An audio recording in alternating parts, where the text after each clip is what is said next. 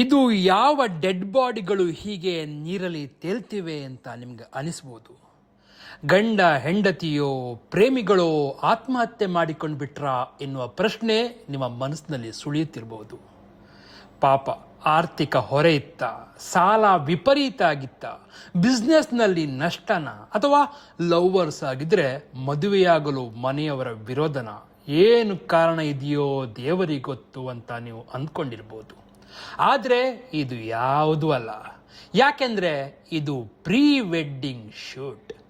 ಮದುವೆಯಂತಹ ಶುಭ ಕಾರ್ಯಕ್ಕೆ ಮೊದಲು ಮಾಡುವ ಆ ಪ್ರೀ ವೆಡ್ಡಿಂಗ್ ಶೂಟ್ ಇದೆಯಲ್ಲ, ಅದು ಎಲ್ಲಿಗೆ ಬಂದು ಮುಟ್ಟಿದೆ ಅಂತ ನೋಡಿಬಿಡಿ. ಹೀಗೆ ಪ್ರೀ ವೆಡ್ಡಿಂಗ್ ಶೂಟ್ ಮಾಡಿಸಿ ಸತ್ತವರಂತೆ ನೀರಲ್ಲಿ ತೇಲ್ತಾ ಯಾವ ಸುಖ ಅದು ಸಿಗುತ್ತೋ ದೇವರಿಗೊತ್ತು. ಇದನ್ನು 4 ಜನ ನೋಡಿ ಅದ್ಯಾವ ಭಾವನೆಯನ್ನು ಹೊರಹಾಕ್ತಾರೋ ಅದು ಕೂಡ ಗೊತ್ತಾಗಲ್ಲ.